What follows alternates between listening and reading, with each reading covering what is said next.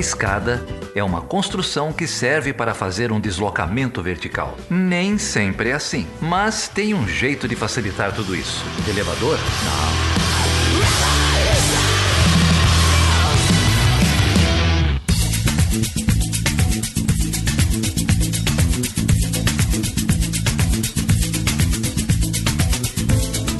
Então, gente, eu tô aqui hoje com dois amigos de muito tempo. A gente combinou que a gente não vai dizer o quanto. Tô aqui com a Maureen Santos. A Maureen é coordenadora da FASE e membro do grupo Carta de Belém. A FASE é a Federação de Órgãos para Assistência Social e Educacional. O grupo Carta de Belém é um grupo também envolvido aí em questões de meio ambiente. A Maureen é professora do Instituto de Relações Internacionais da PUC-Rio. Tá aqui também comigo o André Luzzi. O André é membro da comissão organizadora da Conferência Popular de Soberania e Segurança Alimentar e Nutricional. E eles vieram aqui conversar um pouquinho com a gente sobre um nexo entre três fóruns, né, do sistema das Nações Unidas sobre biodiversidade, mudanças climáticas e sistemas alimentares. É um prazer receber vocês aqui. Tudo bem, Maureen? Quanto tempo? Nossa, tudo bem, Geraldo. Um prazerzão estar aqui. Eu já acompanho o podcast, então estou muito feliz de estar aqui falando para você e para os ouvintes. E essa turma também toda de relações internacionais, né? Que eu sei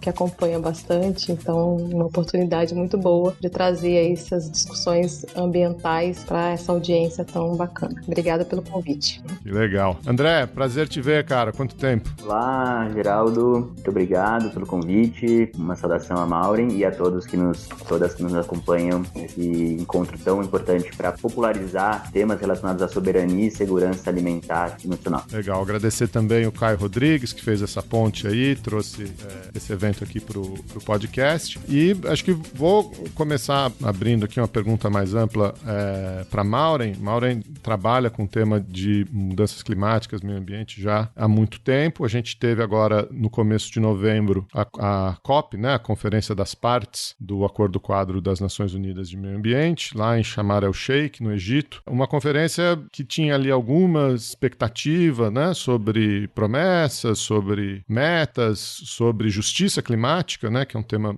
muito caro para a gente. E eu sei que vocês atuaram aí em conjunto com outros grupos para tratar também dessas questões de soberania alimentar e nutricional. Então, explica para a gente um pouco, Maureen, como é que foi essa participação da FASE, do Grupo Carta de Belém, como que se dá a inserção desses grupos e, de maneira mais ampla, da sociedade civil brasileira nessa temática do meio ambiente. Essa conferência, né, a COP27 Sharm el-Sheikh, teve assim, uma dinâmica bem interessante inicialmente do ponto de vista de conferência das partes, ainda que não tivesse inicialmente uma agenda muito ampla e do ponto de vista de fechamento de acordos, né, de novas tratativas e tal, mas o primeiro elemento é por ser realizado no continente africano, que vem sofrendo dramaticamente vários efeitos já das mudanças climáticas e, ao mesmo tempo, com uma demanda muito importante desses países de que essa COP pudesse ser uma conferência, né, que trouxesse vários resultados,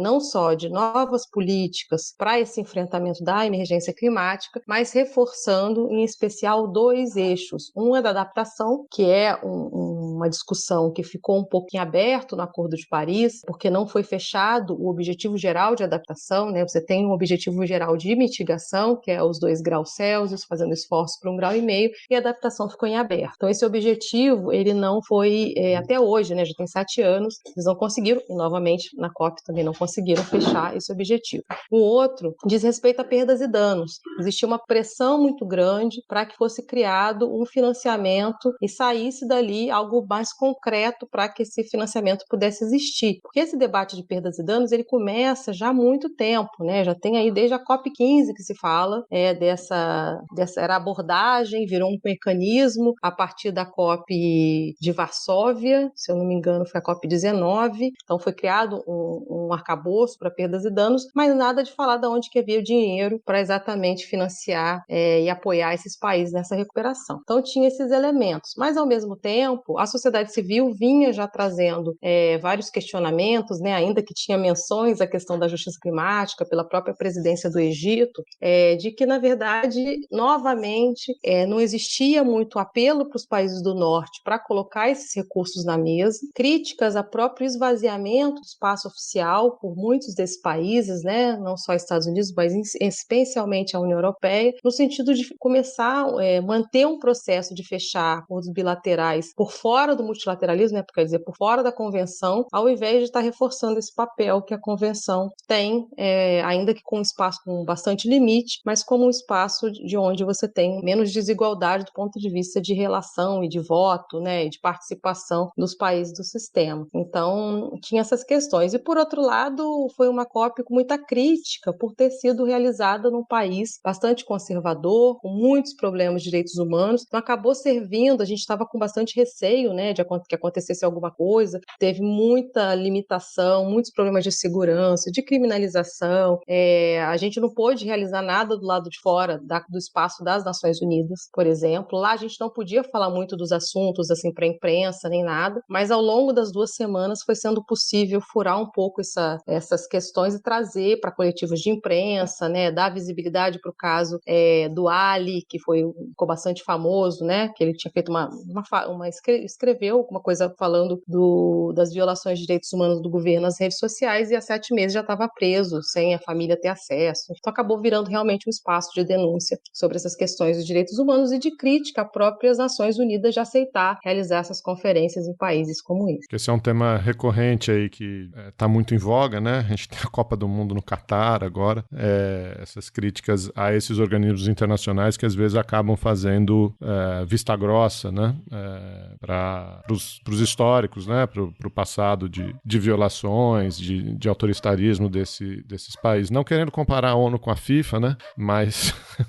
Não, mas vem sendo, assim, desculpa de interromper, assim, ano que vem vai ser em Dubai, né? Então, novamente, e já teve anos na Polônia, que também tinha bastante restrição. Então, assim, é bastante complicado, né? Porque já tem um processo de fechamento de espaços de participação, e a ONU, às vezes, ela se beneficia disso de certa forma, porque aí você evita que protestos, né, que uma série de debates, de pressões possam acontecer, porque aí não é culpa do espaço das Nações Unidas, é governo local, né? Então, também é providencial. Antes de passar a palavra para o André, Mauro, deixa eu aproveitar e fazer uma pergunta nessa linha aí que você estava comentando. O meu entendimento, eu nunca fui a uma conferência dessa, você me corrige se eu estiver errado, mas o que eu entendo é que existe uma conferência oficial, né, organizada pela ONU, em que as delegações dos países fazem parte, e a sociedade civil também organiza eventos paralelos, né, também oficiais, mas paralelos, em que, enfim, outras vozes têm participação. Em alguns fóruns essas coisas têm uma interlocução, em outros não, né? É isso mesmo? Você foi como representante da sociedade civil? O governo brasileiro deu alguma chancela às organizações da sociedade civil, aos representantes? Como que foi esse trâmite esse ano? Especificamente no regime do clima, você pode se credenciar, né, assim como tem outros espaços das Nações Unidas, como organização observadora. Então, a sociedade civil, setor privado, né, etc, eles se cadastram, e aí a gente tem as credenciais, né? A rosa são os delegados, que são as partes. Você tem a amarelinha, que é essa dos observadores, e assim vai por cor, né? Os organismos internacionais, a imprensa, etc. Tradicionalmente, o Brasil, né, o Itamaraty em especial, ele tinha uma tradição de abrir a delegação brasileira para os diversos setores, tá? Setor privado, academia, sociedade civil.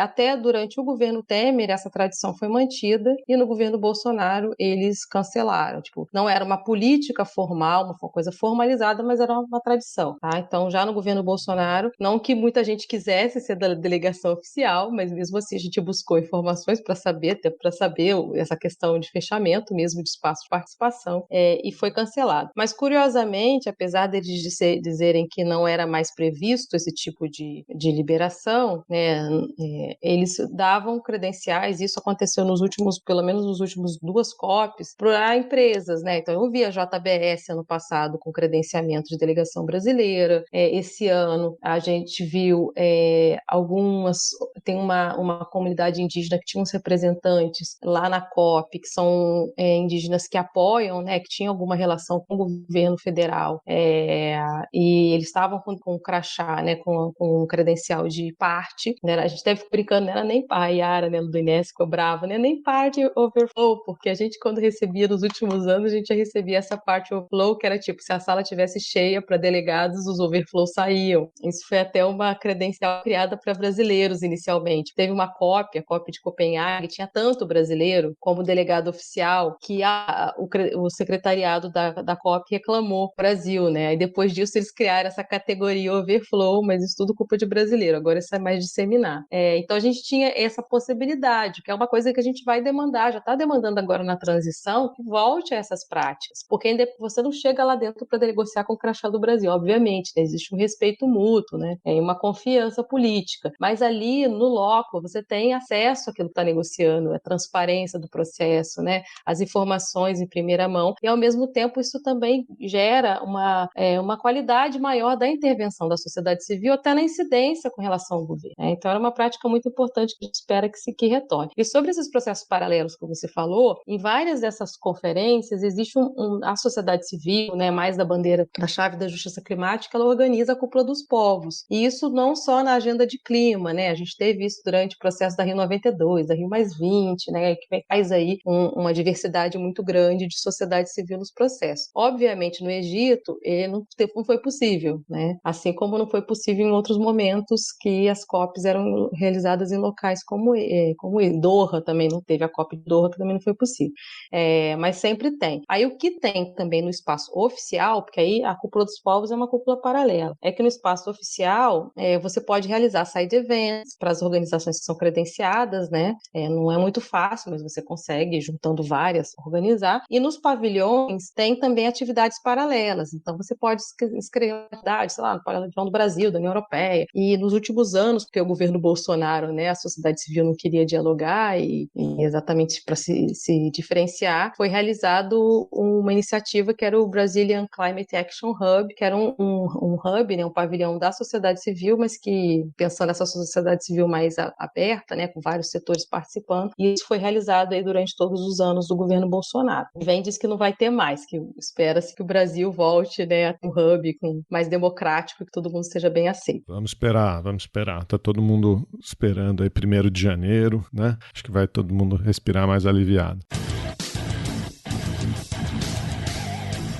Você está ouvindo Chutando a Escada, um podcast de política internacional e divulgação científica em relações internacionais. Para apoiar este projeto, acesse chutandoaescada.com.br/apoio.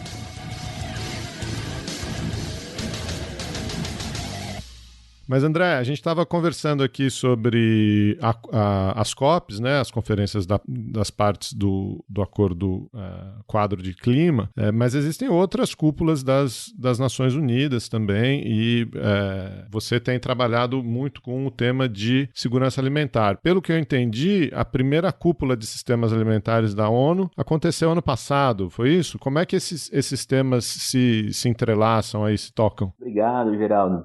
Inicialmente, é bem relevante trazer um pouco o histórico de como o movimento de segurança alimentar e nutricional no Brasil vem olhando a temática da agenda internacional. Isso provoca já um belo processo de diálogo com o que a Maureen trouxe, que é de poder popularizar, levar as distintas vozes, principalmente as mais afetadas pela insegurança alimentar, para esse ambiente de governança global. A cúpula de alimentação ou a cúpula de temas alimentares, ela também tem uma trajetória de um processo de consulta, um processo que traz as demandas de pequenos produtores, da agricultura familiar, de ativistas alimentares. Essa cúpula de sistemas alimentares e nutrição, ela surge de uma forma bastante enviesada, muito mais como um desdobramento do encontro econômico da Davos, o Fórum Econômico. E isso traz uma grande preocupação, porque se Maureen levava o debate de o quanto os espaços pouco democráticos, autoritários, dificultam o acesso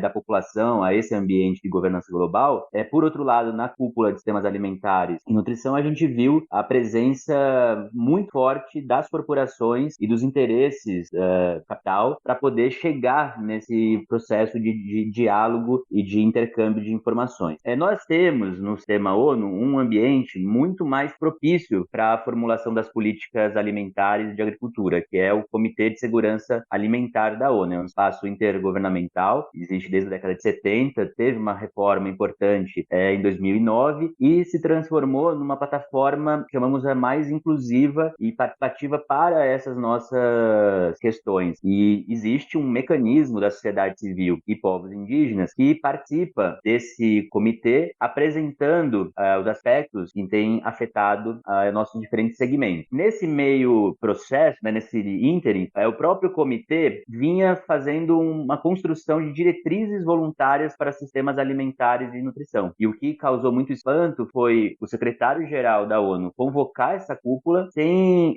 valorizar o espaço do sistema ONU, que já tem o seu mandato para ações dessa natureza. Então nós estávamos no ambiente do Comitê de Segurança Alimentar, um processo bastante desgastante de anos de debate, um espaço que tínhamos problemas com a linguagem que vinha sendo negociada e acordada. Inclusive, a sociedade civil não endossou a aprovação desse documento no âmbito do Comitê de Segurança Alimentar. Nesse processo de organização da cúpula, foi chamada uma pessoa que vinha dessa lógica produtivista da Revolução Verde, que traria um pouco o tom de como pensar os sistemas alimentares com as múltiplas partes interessadas, e o que a gente observou, na verdade, é que nada mais foi do que tentar esvaziar o Comitê de Segurança Alimentar, colocar falsas soluções muito pautadas no produtivismo e ignorando essa interconexão entre justiça social, justiça ambiental e climática. É aí que um grande processo de contramobilização se levantou. Aqui no Brasil, a Conferência Popular por Soberania e Segurança Alimentar produziu 2 documentos sobre o que estava em jogo na realização dessa cúpula e como vinha ignorando os processos mais legítimos e os ambientes adequados para isso. Nós fizemos aqui na América Latina uma importante contramobilização, escutando as vozes dos territórios, identificando propostas, vendo quais eram as medidas que o próprio Comitê de Segurança Alimentar da ONU poderia coordenar essas diferentes dinâmicas. E ainda, um fato também que foi bastante contestado pela sociedade civil é que nós estávamos num processo de pandemia e a fome vindo avassaladora em diferentes países, como no Brasil. Não era o momento de dedicar esforços a uma cúpula de sistemas alimentares, sendo que seus legítimos interesses eram econômicos das corporações, e deveríamos nos concentrar nas respostas à pandemia. E agora, com mais um conflito e uma guerra, verdade, vimos surgirem múltiplas crises, interagem e têm profundas camadas históricas e estruturantes, como o Mauri também lembrou. Olha, eu queria explorar mais um pouco. Vocês fizeram um evento há pouco tempo, né, com a participação de outros convidados aqui, que foi um pouco o ensejo dessa nossa conversa no podcast, sobre os nexos entre essas temáticas, né, e em particular entre essas cúpulas. E aí eu incluo também a Conferência de Biodiversidade, que é um pouco irmã da Conferência de Mudanças Climáticas, né? Nasceram mais ou menos juntas aí a partir da Rio 92. Mas esses temas, eles têm muitas sobreposições, né? Não são poucas, né? A gente pode falar desde da temática de justiça climática, né? Uma vez que os povos mais afetados pelas mudanças climáticas são os povos que menos contribuíram com emissões ao longo da história, né? Alguns dados aí dizem que 50% da população mundial foi responsável por 7% das emissões de carbono. São notadamente esses grupos em áreas mais fragilizadas, com menos capacidade de adaptação, de resposta, que vão sofrer os impactos das mudanças climáticas, entre eles períodos de seca, períodos de temperatura extrema, devastação das colheitas, né? Uma dificuldade da agricultura de subsistência, passando por questões como as próprias tecnologias de captura de carbono e o impacto das soluções baseadas em natureza, em cultivos, plantios que podem ser solução, passando pela questão de fertilizantes e agrotóxicos, passando pela questão de produtos geneticamente modificados, enfim, tem muitos temas aí de sobreposição. Como é que vocês olham para esse nexo, né? Quais são as questões aí que os grupos da sociedade civil brasileira, seja a FASE, a Carta de Belém, seja a Conferência Popular, onde que está o foco da atuação de vocês e onde estão as prioridades aí da sociedade civil? Já há muito tempo, né? Agora está rolando a COP15 de biodiversidade, de diversidade biológica, né? No Canadá. E é uma conferência, tem alguns objetivos bem importantes, né? Para fechar o marco global de biodiversidade, por exemplo. Ela estava até com elementos até mais centrais do ponto de vista de resultado, até mais do que a COP27, com exceção, acho que, do tema de perdas e danos.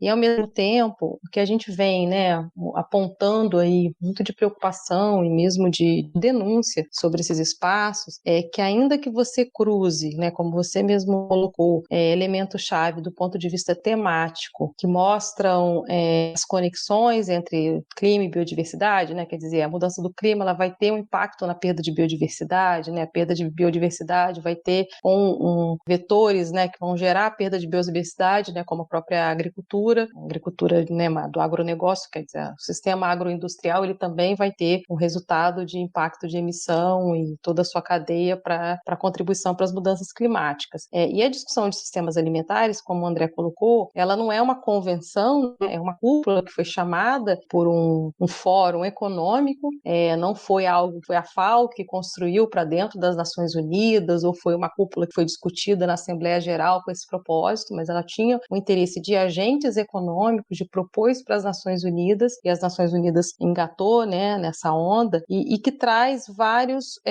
muito essa perspectiva de como o mercado ele entra muito mais como uma coisa meio tabajara, vou solucionar todos os seus problemas, né, que ele mesmo cria, do que propriamente um agente que vai se responsabilizar pelos impactos não só nos sistemas alimentares, né, com toda essa indústria química e esse modo de produção aí que vem sendo renovado desde a Revolução Industrial, mas na verdade aprofundado, né, por meio dessas práticas, mas ao mesmo tempo para dentro desses espaços como a Convenção de Mudança do Clima e a Convenção de Diversidade Biológica. Então o que a gente percebe e o que a gente vem denunciando, esses nexos, é exatamente uma captura corporativa dessa governança global de clima, de biodiversidade e alimentar. Em biodiversidade, a gente ainda consegue ver bastante disputa.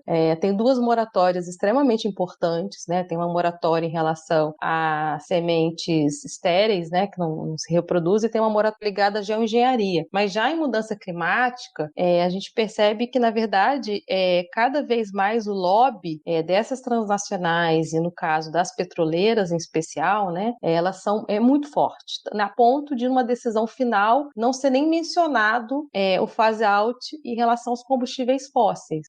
Os estados eles não conseguem nem incluir uma menção a discussão de transição, assim, uma coisa em aberto, sem ser uma decisão que vai ter que ser vinculante do ponto de vista de legislação, nem nada, né? Então, realmente, fica muito superficial mesmo as decisões, porque você tem essa pressão muito grande desses processos. Ao mesmo tempo, como o André colocou, né, e aí a conferência de San foi muito importante nessas reflexões, tanto ano passado quanto esse ano, de que essa captura corporativa da questão dos sistemas alimentares, ela traz uma gravidade muito grande para o debate de clima e de biodiversidade, porque ela atinge questões centrais do eixo socioambiental, porque você não está falando mais assim de grandes elementos, ou só da água, ou da terra. É claro que são eixos de base, né, dessas questões, mas você está falando de componentes da sociobiodiversidade, você está falando de questões ligadas à ancestralidade, formas de cultivo ancestral de populações indígenas e povos tradicionais, né? Está falando de coisas muito mais profundas, quando grandes empresas ou fundações, como por exemplo a Melinda Gates,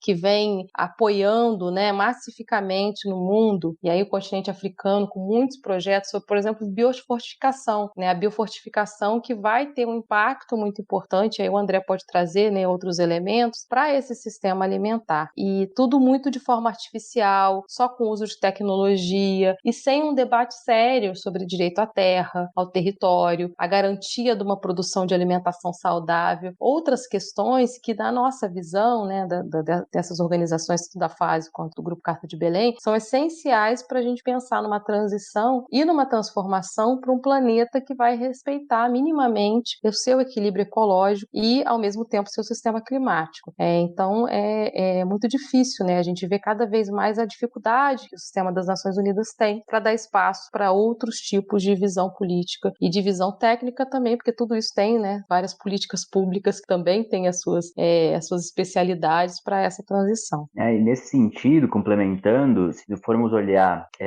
o conceito de soberania alimentar e soberania hídrica, a sua forma de pensar a autonomia dos povos para o acesso a alimentos, o acesso à água de qualidade, referenciado na cultura, nos modos de produção, ele tem essa perspectiva sistêmica. E muitas vezes os analistas, os governos e as próprias corporações tendem a nos trazer um olhar fragmentado que redundam em crises periódicas e a cada ciclo detonam um conjunto de violações de direitos, expulsões das terras, um epistemicídio dos nossos grupos originários, comunidades tradicionais. A gente vê acentuada formas de racismo ambiental. E o que nós estamos propondo no encontro e na nossa abordagem é uma dimensão muito mais holística dessas políticas dos espaços de governança e que possam incorporar nas medidas, nas recomendações políticas e no esforço de coordenação das medidas a serem adotadas, essa outra maneira de sociabilidade, de economia social e solidária que nós já estamos levando a cabo. Quando a gente olha para uma economia feminista agroecológica, quando a gente fala dos quintais e os diferentes saberes se articulando, a gente não chega num espaço de governança apenas com uma dimensão prescritiva. É a partir desse afetamento, desse atravessamento das nossas vidas e aquilo que a gente produz de uma outra possibilidade de existência que nós levamos para esses espaços de governança internacional. E aí cabe a gente poder também fazer um caminho para casa, né? Depois também de debatermos longamente nesses espaços de negociações que vão muitas vezes ao longo da madrugada, como conseguimos fazer aterrissar, fazer chegar em nossos territórios, adequando a nossa realidade, sem importar agendas que nós mesmos não tínhamos interesses de mobilizá-las aqui no nível local. Por exemplo, quando nós temos um Pacto de Milão para a política alimentar urbana, o quanto expressa os modos de pensar as cidades, pensar a articulação campo-cidade, águas e florestas, nas nossas práticas de organização social e territorial, foram considerados nesses documentos bem chapados. Então, ali a gente mostrava isso, né, no encontro. E nós temos práticas, elas são respostas transformadoras às políticas e nós podemos, ampliando os espaços, a democratização desses espaços internacionais, poder implementar políticas mais coerentes às nossas demandas e realidade. E, por fim, a gente trouxe também alguns elementos para subsidiar o governo de transição, porque nós precisamos também requalificar o novo olhar para a política externa brasileira, de modo a ser mais participativa, ter um ambiente, inclusive no âmbito do Ministério das Relações Exteriores, para adensar esse debate de soberania e segurança alimentar nacional. Nós tivemos no governo Lula e no governo Dilma a CGFOME, que era uma coordenação geral de combate à fome, foi extinta no governo Temer e Bolsonaro, então piorou a abordagem internacional para essa área, e nós precisamos transversalizar o debate internacional para todos os ministérios e órgãos da administração federal sobre soberania e segurança alimentar e nutricional. Esses foram alguns achados do nosso encontro e que refletem toda essa pulsão de vida, né, de desejo de transformar essa realidade que nós encontramos. Acho que o André trouxe aí alguns achados, algumas pautas, né? Trazer a questão da fome, do combate à fome, informar, né? Esse novo governo. Ele mencionou aí a questão do Pacto de Milão, né? Sobre alimentação urbana. Eu estou entendendo que são essas algumas das pautas prioritárias ou contemporâneas que vocês têm trabalhado.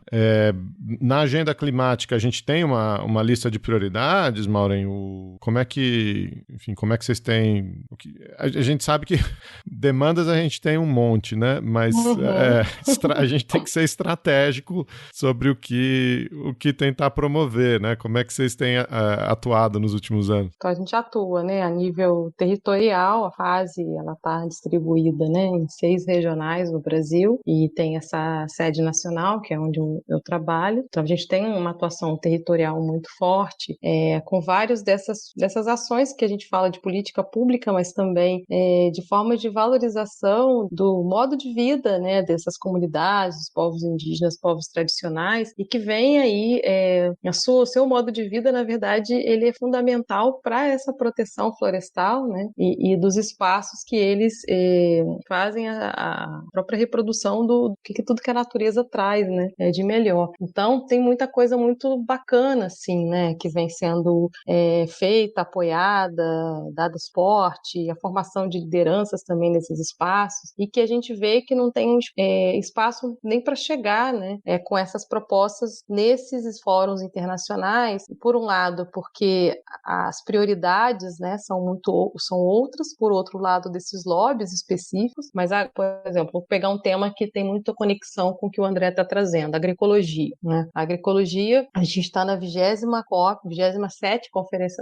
Conferência das Partes, ao mesmo tempo, a primeira vez, né, que isso surge nas negociações foi no ano passado, no debate de Coronívia, que é o era o programa de trabalho conjunto em agricultura, e que agora eles fecharam um e abriram outro para mais 4 anos. Então, nem uma proposta concreta, assim, né, formalizada dentro. São submissões de países que abriram uma discussão para essa questão. A próprio conceito de justiça climática, que é Mário, peraí que eu vou parar você. Para o nosso ouvinte aqui, você está falando de agroecologia. Isso. Explica para gente o que é isso, né? E como que se contrapõe ao agronegócio, né? Acho que é isso para ficar claro aqui. Melhor. A agroecologia, no caso, a gente pega o conceito, né? Que é o conceito que a gente parte aí da compreensão, que é o mesmo que a Conferência de São e todos os outros processos aí na Articulação Nacional de Agroecologia.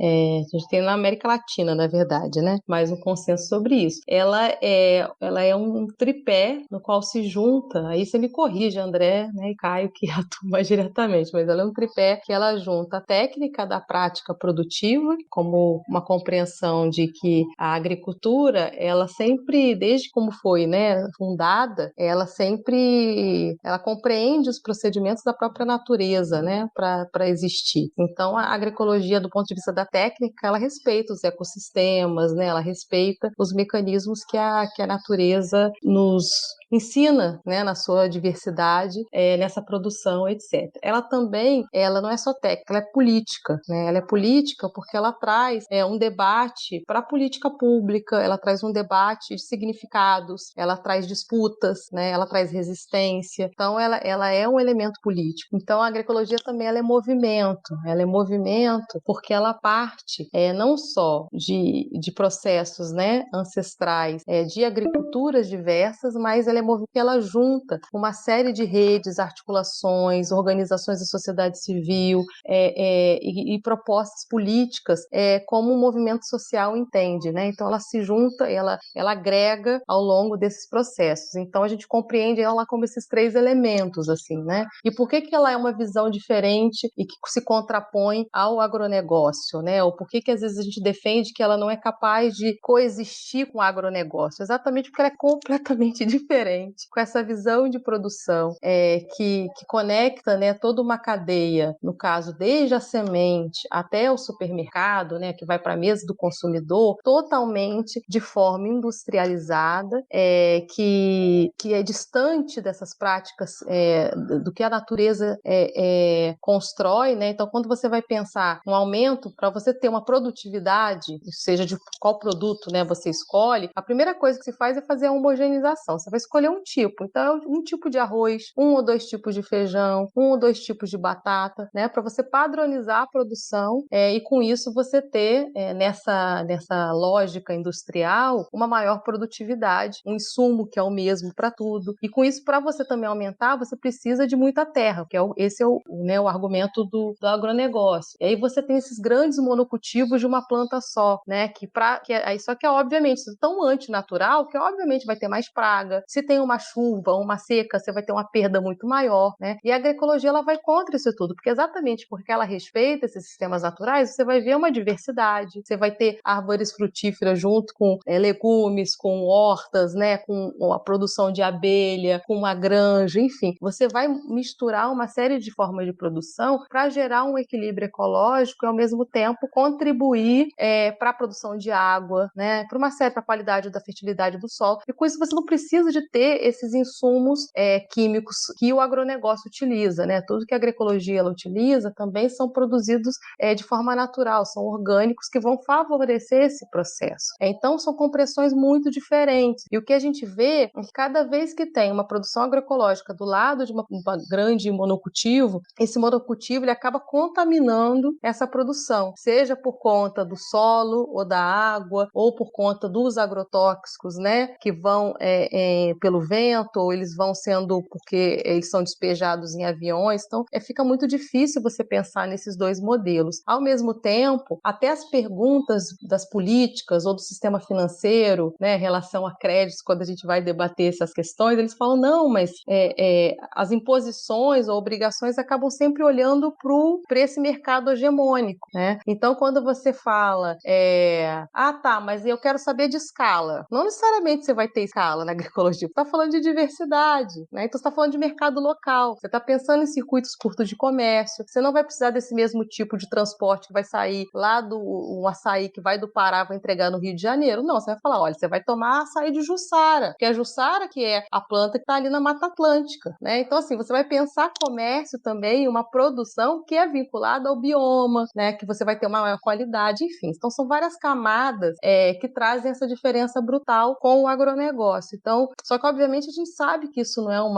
e por isso que também não é uma dimensão utópica, a gente sabe e fala muito sobre uma transição que é necessária. Porque até do ponto de vista de você pensar a agricultura de forma transformativa, com a ameaça das mudanças climáticas que já estão aí, essa grande agricultura é que vai mais sofrer, né? Exatamente por conta do que ela já é, por, entre aspas, natureza, né? Então, você vai fazer uma semente, igual agora, né? Tem várias sementes de soja que são melhoradas, né? Sementes transgênicas, que elas têm mais resistência ao calor, né? Só que aí, na verdade, você vai atrair outros tipos de praga por conta desse tipo de semente. Enfim, então você vai criando, né, uma série de produtos para atender a essas mudanças genéticas, e isso acaba não tendo fim, né? É realmente E aí a gente vê esses quase 2.000 agrotóxicos liberados durante esse governo Bolsonaro para poder atender a uma agricultura que é extremamente irracional. Mas isso traz um elemento muito também instigante, que é a gente imaginar que todas essas dimensões colocadas, Mauri, a noção de outras cognições e outros conhecimentos que vão sendo gerados desses fazeres sociais, agroecológicos, transpor isso para uma política pública. Então, um ambiente de governança internacional, ele é altamente marcado por uma burocracia diplomática, por linguagens acordadas que ignoram tantas versões da vida, e quase como nossos povos originários pensar de uma forma quase da cosmovisão, de palavras que estão muito mais no sentido da conexão corpo e mente, conexão natureza, né, e nós interagindo nessa natureza de uma forma integrada. Os documentos diplomáticos não conseguem alcançar tudo isso. E quando aprovados e devem ser colocados em prática, nós não temos condições de fazer um acompanhamento para e passo das coisas que vêm sendo implementadas. Esse também é um grande desafio para a sociedade civil e povos indígenas, que é, à medida que a gente tem processos muito longos de negociação e de aprovação desses documentos, como nós tivemos, inclusive, as diretrizes voluntárias de agroecologia aprovadas no Comitê de Segurança Alimentar. A gente tem um longo tempo para fazê-las serem colocadas como política pública, incorporadas no orçamento nacional, e depois ter as condições lá no Comitê de Segurança Alimentar ou outros ambientes do sistema ONU, condições de monitorar e avaliar os impactos dessas recomendações políticas. Outros dois documentos que nós temos muito pouco uso aqui no Brasil é a Declaração dos Direitos dos Camponeses e Camponesas. Inclusive, o Brasil se absteve dessa importante votação de um dos instrumentos mais significativos aprovados na Assembleia Geral da ONU, e também as diretrizes para a boa governança da terra, das águas e das florestas. É um outro instrumento que foram largos processos de consultas, de entendimento sobre a sua estruturação, só que agora, quando na sua fase de implantação, a gente não consegue ver refletidos no plano plurianual, nos elementos de gestão do orçamento, na integração das políticas. Por isso que é tão significativo a gente voltar a ter no governo federal a CAISAN, que é a Câmara Interministerial de Segurança Alimentar e Nutricional, onde inclusive poderia haver uma subcomissão, uma instância para os debates internacionais, fazendo essa retroalimentação política, e um diálogo muito próximo com o CONSEA Nacional, que é o Conselho Nacional de Segurança Alimentar e Nutricional, que ao longo da sua existência teve a grande oportunidade de ter uma comissão permanente de relações internacionais. Foi muito ativa, produzindo documentos técnicos, trazendo essa articulação entre local, regional e global, e também aproveitando o ambiente das conferências nacionais de segurança alimentar e nutricional, a possibilidade de uma cooperação entre os povos, para além da cooperação estatal que a gente conhece, mas a gente viu de uma forma muito criativa, vibrante, quantas delegações de distintos países acompanhavam as conferências como esse momento mais valoroso da participação social. Então, o momento que nós estamos na Conferência Popular de Soberania e Segurança Alimentar é apresentar também as nossas propostas para a política externa e governança global na área de soberania e segurança alimentar e nutricional. Maureen, você ia dar um exemplo de justiça climática? Eu te cortei aquela hora que a gente estava falando de agroecologia. Não, porque a justiça climática, ela aparece no preâmbulo do Acordo de Paris, entre aspas, né? Eu achei curiosíssimo, porque eles falam até da Mãe Terra, eles falam até da Pachamama lá, que é sempre uma fala boliviana, né, nas negociações, até isso eles incluíram no preâmbulo, e justiça climática, né, entre aspas. Eu achei bastante curioso. E ao mesmo tempo a gente defende, assim, uma implementação do que eles querem dizer com isso, né? Então, do ponto de vista do tratado, já que teve várias outras expressões que eles colocaram nesse preâmbulo, eles foram desenvolvendo do ponto de vista negociador. Então, tem todo um debate e negociação sobre gênero, tem toda uma negociação sobre transição justa. Então, foi feita uma declaração específica, isso vem sendo desenvolvido dentro de um comitê. A própria plataforma indígena foi criada a partir do Acordo de Paris, e ao mesmo tempo existe essa demanda para que seja implementado que essa visão de justiça climática para dentro desse acordo. Isso nunca teve um caminho, né? Antes de chegar a esse acordo, em 2000, na COP21, né, no Acordo de Paris, para a negociação no pós-Copenhague, em Cancún, a gente conseguiu, né, via articulação da sociedade civil, o governo boliviano, teve uma grande conferência internacional, a gente chegou até a propor um tribunal de justiça climática que pudesse pensar realmente crimes ligados a essas questões ambientais e, ao mesmo tempo, a própria inação dos estados, né, em relação aos compromissos que eles adotaram. Isso não só porque a gente entende que poderia ser uma forma de você ter uma obrigação maior desses estados com esses compromissos, né, para não ficar esse oba-oba, assina um acordo, aí vem outro governo, sai do acordo, né, igual aconteceu nos Estados Unidos, mas ao mesmo tempo você tem um compromisso com a humanidade mesmo relativo a esses temas. Isso acabou entrando até na negociação, nos drafts de negociação, mas quando chegou na COP mesmo, isso saiu do texto, né, obviamente os chairs não passaram. E tem eu sempre falo disso, porque eu acho que é um ponto interessante, né? Agora a Corte Internacional de Justiça ela vem já começando a olhar para essas questões ambientais com essas pautas, mas na própria convenção, né, no texto da Convenção de Mudança Climática de 92, ele já abre espaço para as controvérsias, né, só que entre as partes, né? Não abre uma coisa mais ampla, mas é isso que deveria, na nossa visão, ampliar para dentro da negociação. negociação. E você ter também pressão dos outros atores, né, que acompanham esse processo para que realmente tenha um espaço onde essas litigâncias possam acontecer de uma forma ou de outra. Porque é isso, não cumpriu o protocolo de Kyoto, e aí, o que acontece? Nada. Né? Agora o acordo... Então, isso porque era vinculante e obrigatório. O Acordo de Paris são metas voluntárias, né? Já é o mais flexível do flexível. Cada país diz a sua, como vai fazer, quando vai fazer. A China vai fazer em 2030, tá beleza. E mesmo se eles não fizerem, eles podem compensar com meta do outro, eles podem comprar crédito, que é o 6.2 e 6.4, né? Dentro do artigo do Acordo de Paris, o artigo 6º. Então, já é muito,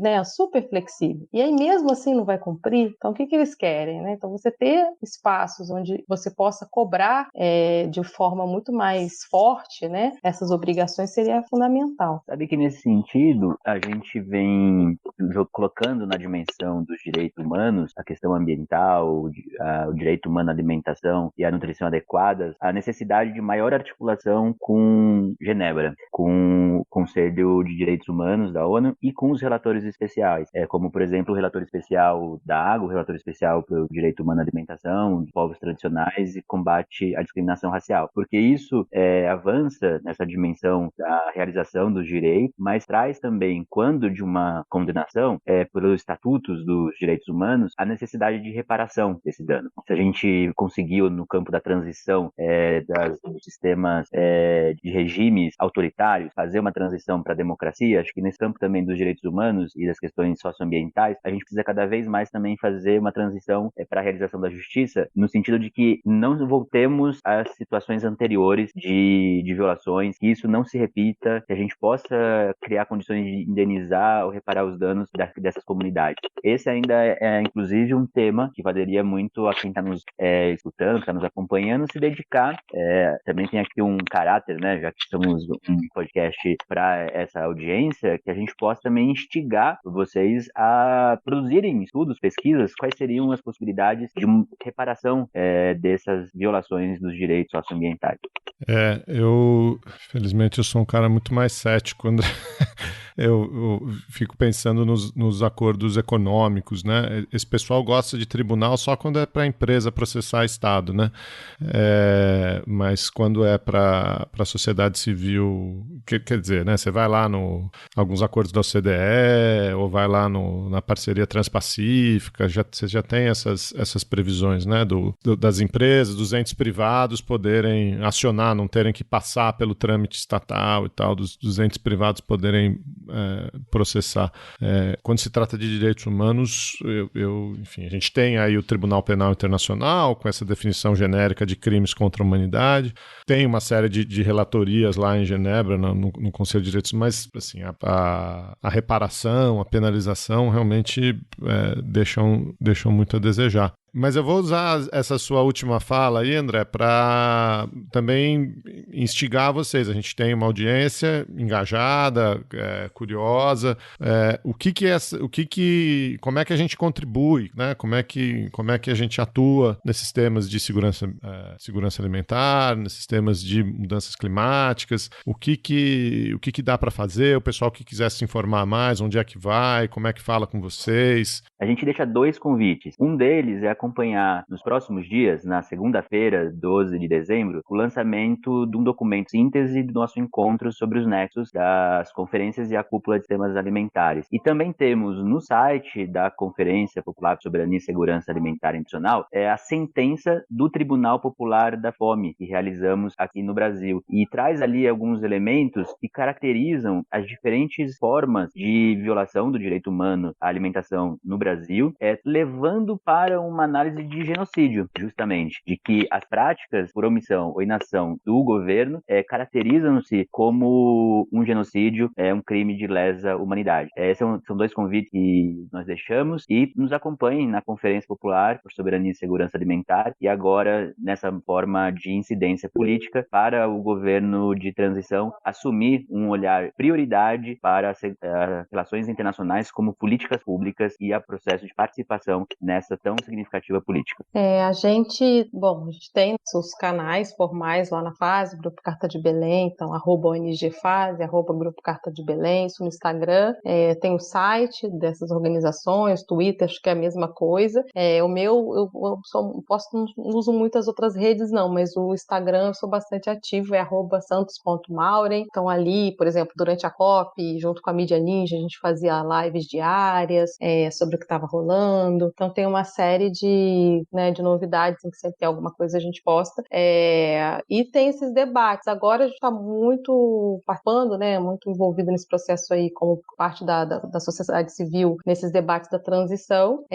Mas tem vários materiais novos lá no site para baixar gratuitamente, várias publicações. Então, o último que a gente publicou, que tem a ver com esse debate aqui de hoje, que chama O Agro Não é Verde, com a publicação da FASE, junto com De Olho nos Ruralistas, e que traz um olhar sobre esse ambientalismo do agronegócio, que foi exatamente a pauta que nós levamos também lá para a COP, com FASE. Fizemos até um artigo que saiu na Folha sobre o documento da CNA e as inverdades, né, que eles propagam toda uma agricultura mais sustentável do mundo, e a gente sabe, porque a gente mora no Brasil, que está longe, né, não existe essa possibilidade desse agro dessa forma, com tanta nas contas, né, não só o desmatamento, mas a contaminação por agrotóxico e todos os impactos aí de grilagem de terra, de incêndios florestais, uma série de coisas e fora o desmonte da nossa legislação. Então a gente traz aí várias dessas narrativas desse agronegócio verde e vai, né, explicando e justificando o porquê dessa crítica. Isso é parte de um processo que a FASE vem refletindo bastante, né, sobre essas formas de maquiagem verde, que não é só uma coisa do agronegócio, mas perpassa também na mineração, né? A mineração tem alguns processos, né, de mineração carbono zero. Você consegue imaginar a Vale carbono zero em 2050, né? Então, assim, coisas desse tipo que a gente tenta desconstruir, e aí eu convido vocês para ver os episódios, que isso é bem legal, que os alunos de Relações Internacionais vão gostar, que a gente fez uma série de episódios para Instagram, junto com a Casa Ninja Amazônia, que chama 50 Tons de Fake Verde. Então, durante aí o processo antes da COP, a gente lançou um por semana e teve um episódio específico sobre emissões líquidas zero, e aí eu vou terminar com essa fala, de que é muito importante, né, os alunos, eu sou professora de Relações Internacionais e eu sempre falo muito isso com os alunos, né, que os alunos são sempre muito curiosos, muito questionadores, né, de Relações Internacionais, e é fundamental a gente pensar isso também no debate ambiental, que é muito romantizado por um lado, né, sempre aquele negócio lá da natureza, da árvore, né, do ambientalista que abraça, né, várias coisas super pejorativas. Eu, como ecologista, me sinto mal quando vem com o pessoal que não entende nada da questão ambiental, vem com essas conversas, né? E, ao mesmo tempo, isso esconde todo um processo de desigualdade, que é a raiz, né, das crises socioambientais, né? De tudo que acontece no impacto ambiental, você tem um eixo da desigualdade que é muito forte, que isso fica apagado nessa romantização. Vamos salvar o planeta, né? O planeta vai continuar, a gente que vai morrer, né? Então, rediscutir essas narrativas que são colocadas, mesmo dentro desses quadros, né, essas big pictures aí das Nações Unidas, é fundamental para a gente entender os agentes que estão por trás das grandes narrativas, né? E não questionando o problema em si e as comprovações, mas entender por que soluções são produzidas por grandes corporações do petróleo, né, que na verdade ajudam a criar o problema, e não por outros agentes. Então isso é fundamental, e aí convido vocês para assistir os 50 Tons, porque a gente faz várias piadinhas aí sobre essas grandes, né, essas grandes empresas e esses grandes setores, né, de impacto socioambiental e climático, e como eles criam essas soluções bem tabajara mesmo, e que na verdade a gente continua numa situação de mais do mesmo, né, vira e mexe, cada vez com um problema maior nas mãos, e é fundamental a gente aí pressionar para que as soluções existam, porque elas existem, mas para se transformar em política pública e serem implementadas a nível global. Mara, a gente acabou falando um pouco de greenwashing, né? Achei legal que você trouxe o tema aí no final, que é realmente, a gente acabou citando, né, o sequestro das corporações, dessa agenda, dessas discussões internacionais, a maneira como os estados acabam sendo reféns num certo sentido, né? Porque também tem muito interesse cruzado, mas certamente esse é um tema premente aí, importante, é um nó difícil de ser desatado, né? O Brasil aí anunciou a sua candidatura ainda não formalizada, obviamente, para a COP30, e aí vindo para o Brasil vai ser muito bom para os alunos de Relações Internacionais, inclusive, que aí esse tema essa dinâmica, né, da questão ambiental, ela vai vir com mais força para a academia e, ao mesmo tempo, para possibilitar que os alunos possam participar, né, seja como voluntários do processo, entender como é que funciona aí esses arcabouços formais dentro das Nações Unidas e pressionar o Brasil, obviamente, que é isso tudo que a gente quer, né, a fortalecer todos esses revogaços dos sonhos que a gente espera que já aconteça aí na primeira semana de governo, para a gente poder ter alguma possibilidade de reconstruir essa política pública que foi desmontada e avançar, que ela também não era suficiente, né? Então, avançar no Plano Nacional de Adaptação, avançar em relação a políticas específicas sobre isso para cidades que ficam muito isoladas do debate do clima, né? E discutindo também a questão dos sistemas alimentares. Então, assim, espero que a gente tenha essas possibilidades de estar não só reconstruindo e retomando, mas avançando em questões estruturais muito mais de cara ao futuro, com essa transversalidade ambiental que é tão importante nas diversas políticas, né, seja do Estado e dos níveis estaduais e municipais. E aí convidar a turma toda, não só para a produção de pesquisa, mas para a pressão, né? A gente continue até o final do ano, toda semana, né? É PL do veneno, é PL da grilagem, é o PL do licenciamento, agora estão voltando de novo o PL das concessões florestais. Então, isso é fundamental, contar com a pressão social, porque isso funciona, né? Toda vez que eles se veem numa situação de exposição, especialmente para eleitores, né, etc., eles ficam numa situação, né, a imprensa denuncia também, então é bem importante essas campanhas e a gente voltar também para a rua daqui a pouco, né, porque é fundamental especialmente para o Congresso, porque o Congresso não está acostumado com esse tipo de pressão, né, igual a gente faz no Executivo, então é bem importante. E aí só trazer um elemento que o Geraldo falou, né, que tem um pouco de ceticismo em relação a essa questão do tribunal, mas esse ano foi um ano bem importante no caso do nosso STF, porque com as proposições, né, que eles chamaram lá de, esqueci agora, não sei o que, verde, as ações verdes, não lembro, pacote verde, uma coisa assim, teve alguns reconhecimentos importantes, né, da própria questão de direitos relacionados ao debate do clima, né, então você ter um sistema climático conservado e ter proposições e políticas em relação ao combate do desmatamento, essas coisas, isso tem uma matriz importante relacionada ao artigo 205 da Constituição, que fala de meio ambiente equilibrado, né? E, ao mesmo tempo, referências importantes sobre até a justiça climática e outros pontos que foram referenciados nessas ações ligadas à questão das políticas de desmatamento, ao Fundo Amazônia, ao Fundo Clima, que foi paralisado pelo governo Bolsonaro. Então, a gente teve uns precedentes bem interessantes para a justiça brasileira, para a gente poder explorar isso também nos próximos anos. Da mesma forma, agora, ainda em dezembro, vai haver a continuidade da plenária 50 do Comitê de Segurança Alimentar da ONU, onde a sociedade civil e povos originários apresentam para o quadro de decisões uma redação para a criação de um documento orientador para evitar futuras crises relacionadas à coordenação dessas políticas. Infelizmente, em outubro, durante as celebrações dessa plenária, em alusão também ao Dia Mundial da Alimentação, não tivemos o êxito de ter o documento aprovado em consenso, o que demanda uma larga negociação ainda entre os países. Os temas geopolíticos dominaram a pauta, foram 3 dias entrando pela madrugada, tentando sensibilizar para a importância de aprovar essa nossa redação, e então quem nos acompanha, quem nos escuta também dos corpos diplomáticos, é muito significativo que faça chegar essa mensagem para a delegação brasileira em Roma, somente na FAO, para poder aprovar nos termos em que a sociedade civil e povos indígenas apresentaram. Legal, gente. Só tenho a agradecer vocês, bom revê-los, reencontrá-los. Eu, sempre que a gente tem convidados aqui, eu agradeço não só pelo programa, pela aula que vocês dão aqui, mas também por toda a luta, né? Por todo o ativismo.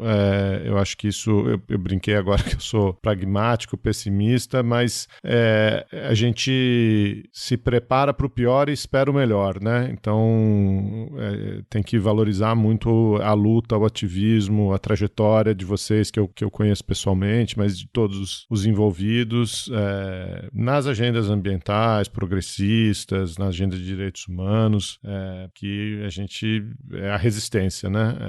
Vamos ver se agora conseguimos trilhar aí uns anos um pouquinho melhores. Mas parabéns pelo trabalho, parabéns por toda a produção, por toda a trajetória, por toda a luta de vocês e obrigado. Eu que agradeço, adorei participar e bom estar com o André aqui novamente, para que a gente continue esse debate aí. Um grande abraço e obrigado também a toda a audiência, né, que está nos escutando. Obrigado, Geraldo, obrigado, Maureen, obrigado, Caio, por ter facilitado esse processo. Chamar todo mundo a militar com fuso horário e com diferentes idiomas. Esse ainda é um dos cansaços adicionais que essa luta internacional nos impõe, mas é uma gente aguerrida e vamos em frente.